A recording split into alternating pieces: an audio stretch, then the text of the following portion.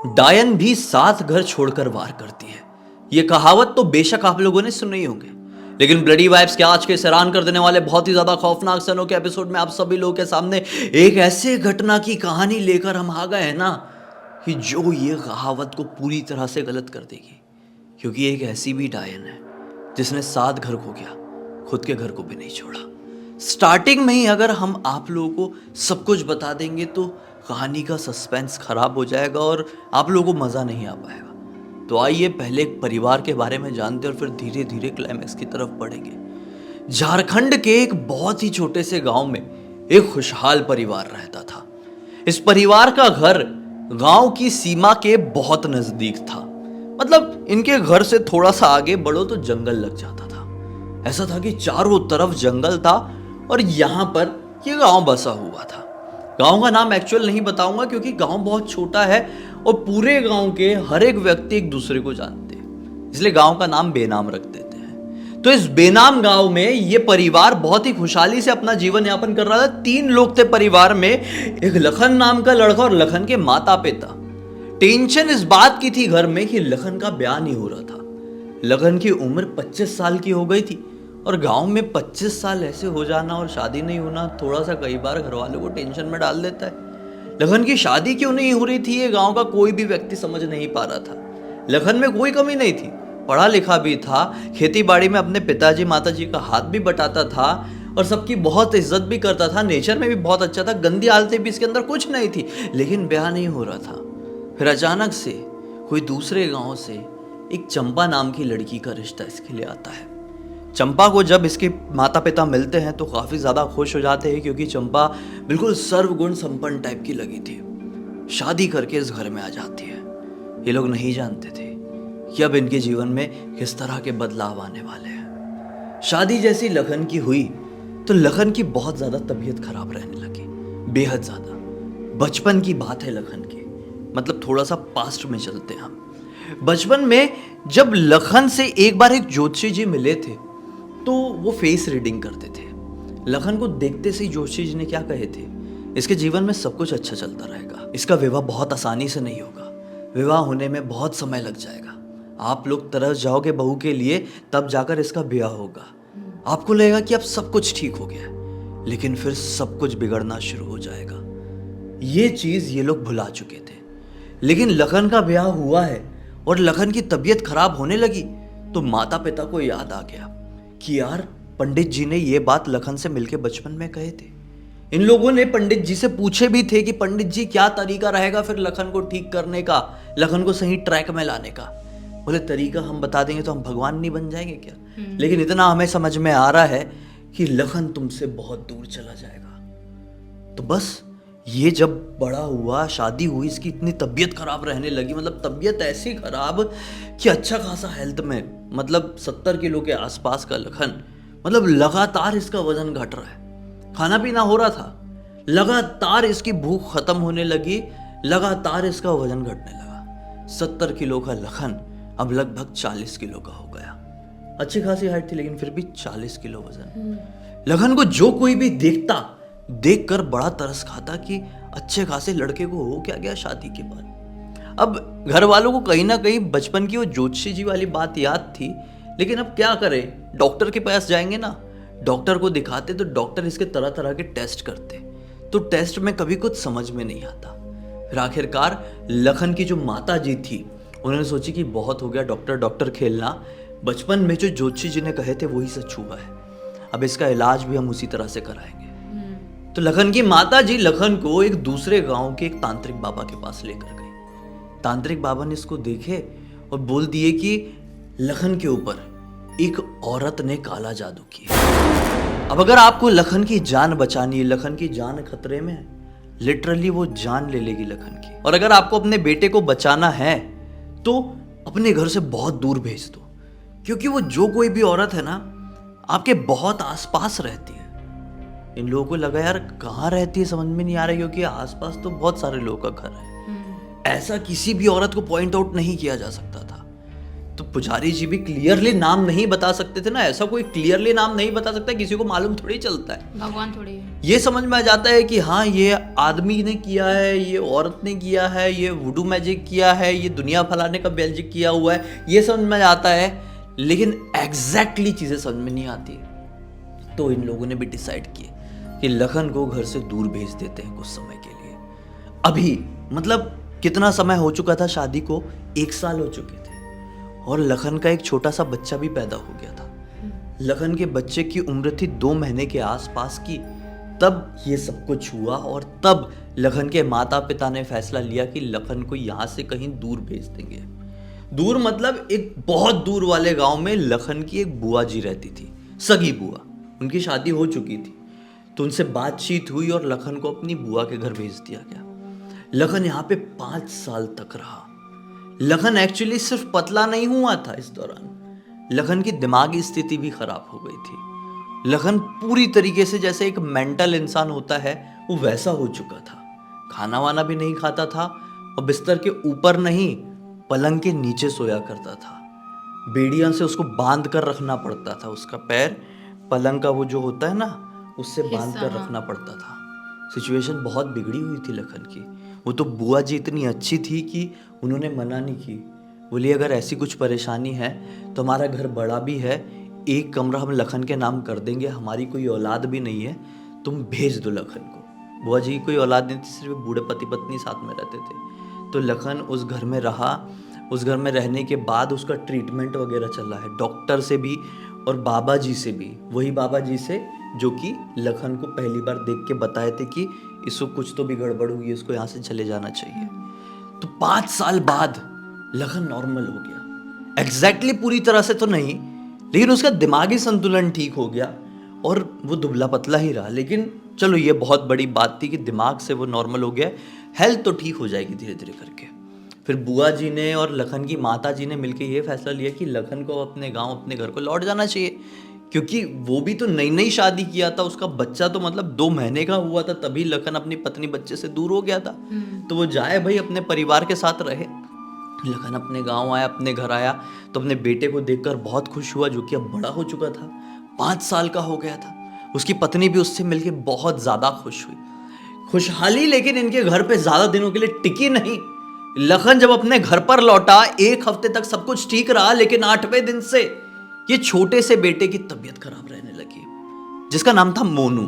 मोनू की तबीयत खराब होने लगी और मोनू भी वैसी ही हरकत करने लगा हूबहू जो 5 साल पहले इस घर में रहकर लखन किया करता था। हैरान होने वाली बात यह थी कि किसी और के साथ कुछ नहीं हो रहा था, सिर्फ लखन और मोनू ही क्यों टारगेट हो रहे थे। कौन कर रहा था ये समझ में नहीं आ रहा। कोई औरत कर रही थी, लेकिन आसपास तो बहुत सारे लोगों का घर है, बहुत सारी औरतें हैं इस गांव में, इस मोहल्ले में, इस बस्ती में, तो किसके ऊपर पॉइंट आउट करे। जब इसकी भी तबीयत खराब होने लगी बिल्कुल सेम तरीके से, इसका भी वजन घटने लगा, ये भी खाना खाना छोड़ने लगा, ये भी अजीब तरीके से बिहेव करने लगा, तो इस बार डॉक्टर के पास ना जाके ये लोग फिर से उन्हीं बाबा से मिले। वो बाबा इससे मिलके कहते हैं कि इसके साथ भी वही हो रहा है जो लखन के साथ हुआ था 5 साल पहले। इसके ऊपर भी उसी औरत ने काला जादू किया है और वो कैसे भी करके इस घर के एक व्यक्ति की जान लेना चाहती है। अब इन लोगों ने बोले, मतलब लखन की माँ यानी कि मोनू की दादी बिल्कुल डर गई, सहम गई कि बाबा जी कैसे हम अपने बच्चों को बचा सकते हैं, पैर पकड़ ली। तो बाबा जी ने बोले कि बस एक ही तरीका है, तरीका ये है कि एक बहुत बड़ा अनुष्ठान करना पड़ेगा, लेकिन वो अनुष्ठान करने का सही समय अभी नहीं है। वो मुहूर्त वगैरह कुछ होता होगा भाई, वो मुहूर्त अभी नहीं है, वो मुहूर्त लगभग 1.5 महीने बाद पड़ रहा है। इन 1.5 महीनों में हम किसी भी तरह का ऐसा कोई अनुष्ठान कर नहीं सकते जिसमें हम काला जादू से लड़ाई करें या उनको काटने की कोशिश करें, क्योंकि ये वो टाइम पीरियड है जब ऐसी शक्तियां स्ट्रांग होती। भैया कोई होता होगा कोई ऐसा टाइम पीरियड, शायद पितृपक्ष के टाइम पे ऐसा कुछ होता होगा, नहीं करते होगे, कुछ होता होगा। तो पंडित जी ने मना कर दिया, बोले 1.5 महीने बाद ही कर पाएंगे। तो फिर मोनू की दादी जी, पंडित जी बताइए कि 1.5 महीने तक कैसे, मतलब हमारा बच्चा तो मर जाएगा, ऐसे तो हालत खराब हो जाएगी। तो बोले आप डॉक्टर को दिखाइए और कोशिश कीजिए कि ये भी इस घर से दूर चला जाए। डॉक्टर के पास तो लेके गए, डॉक्टर भी समझ नहीं पा रहे हैं, इसका भी 5-6 दिन तक टेस्ट वेस्ट हुए, टेस्ट में कुछ निकल ही नहीं रहा है यार। फिर डॉक्टर साहब ने बोले क्लियर नहीं आ रहा है, आप कोई बड़े शहर में इसको दिखाओ। फिर इन सभी लोगों ने मिलजुल कर डिसाइड किए कि एक काम करते हैं कि मोनू के मामा के घर पे मोनू को भेज देते हैं। लेकिन अब मोनू तो जरा सा बच्चा, 5 साल का बच्चा, माँ बाप के बिना कैसे रहे, तो मोनू की माँ को भी मोनू के साथ मामू के घर पे भेज देंगे। तो मामू ना एक बड़े हॉस्पिटल में कोई कर्मचारी है, उनके हॉस्पिटल में मोनू का इलाज होने लगेगा। तो बस मोनू और मोनू की माँ बस पकड़ के मामा जी के गांव को निकले हैं और गांव पहुंचे हैं यही कोई 4 बजे के आसपास। और रात में तकरीबन 12:30 1 बजे यहाँ पे लखन के मोबाइल में किसी का फ़ोन आता है। नींद में था, हड़बड़ा के उठता है, देखता है कि साले साहब का फ़ोन है, मतलब मोनू के मामा का फ़ोन है। फ़ोन उठाता है और उस फ़ोन में जो सुनता है ना, वो चीज़ सुनकर इसका सब कुछ बर्बाद हो जाता है। मामा जी बताते हैं कि मोनू अब इस दुनिया में नहीं रहा, वो पगला गया। उसका मतलब प्राण हलक पे आ गए, सब कुछ बर्बाद हो गया है एक फ़ोन कॉल से। वो बहुत रोया, घर पे मातम सा छा गया, लेकिन क्या किया जा सकता था। छोटे से बच्चे मोनू के मृत शरीर को इसके गांव लेकर आया गया। उसकी माँ भी आई, अंतिम संस्कार वगैरह हुआ इसी गांव में, लखन वाले गांव में ही। फिर उसके बाद से 13-14 दिन तो कैसे कटे 13वीं तक के तो कुछ पता ही नहीं चला। फिर 14वें दिन से जो मोनू की दादी है वो और बेचैन होना शुरू हो गई कि मेरे घर पे ये क्यों हुआ, क्यों हुआ, मेरे छोटे से पोते की ऐसे जान क्यों चली गई, उसने किसी का क्या बिगाड़ा था। मैं बाबा जी से बात करूंगी। वो फिर से तांत्रिक बाबा के पास पहुंची और बोली, बाबा मुझे कैसे भी करके पता लगाना है कि ये किसने किया है किसने नहीं। बाबा जी ने बोले कि ये जो कुछ भी हुआ है, देखो मैं कभी नाम नहीं बता पाऊंगा, मुझे पता ही नहीं चलेगा, ये तुम खुद पता लगा सकती हो। ये जिस किसी ने भी किया है, जो कुछ भी किया है, ये डायन प्रक्रिया, ये डायन अनुष्ठान की वजह से हुआ है। अगर तुम्हें पता लगाना ही है ना, रात भर जागते रहो, नजर रखो हर एक व्यक्ति पर। गांव तुम्हारा कितना बड़ा है, जरा सा गांव है, नजर रखो हर एक व्यक्ति पर, हर एक औरत पर खासकर। तुम्हारे घर के आसपास जितनी भी औरतें रहती हैं, उनमें से कोई ना कोई औरत ऐसी है जो कि डायन प्रक्रिया करती है।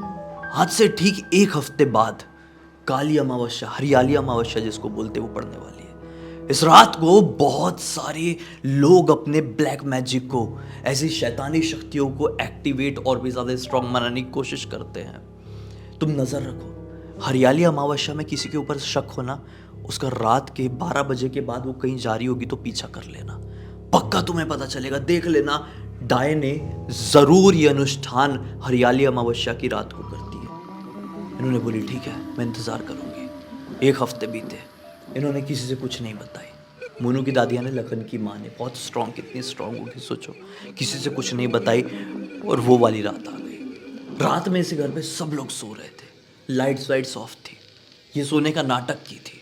रात में 12:30 बजे के आसपास, ये मेन हॉल में ही सोते थे अपने, हाँ, इनको इनके घर के बाहर की तरफ से किसी के चलने की आवाज़ सुनाई दी। ये तुरंत जागी हड़बड़ा के और धीरे से उठी, अपने घर से बाहर निकली और बाहर जो देखी ना, उसे देखकर इसका दिमाग खराब हो गया, पैरों तले जमीन निकल गई। इसने देखी कि इसकी बहू एक काले रंग की पोटली लेकर, पूरे बाल खुले रखकर सीधे सीधे जंगल की तरफ बढ़ी जा रही है। ये देखकर शौक रह गई कि ये बड़ी अजीब एक्टिविटी है, और मेरी बहू कब बाहर निकली और इसके हाथ में ये कौन सी पोटली है, ये ऐसे बाल वाल खोलकर सीधे सीधे बिना इधर उधर देखे जंगल की तरफ क्यों बढ़ रही है। इसने अपने ना चाहकर भी बहू का पीछा की, और पीछा करने के लगभग 10 मिनट बाद ये एक जंगल में पहुंच गई। इसकी बहू जंगल में एक बहुत पुराना बरगद का पेड़ था, उसके पीछे की तरफ गई।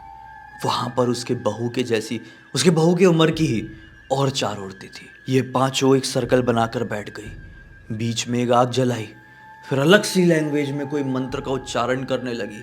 बाल खोलकर सब ऐसा ऐसा हिलने लगी। फिर सभी ने अपनी अपनी पोटली खोलना शुरू करी।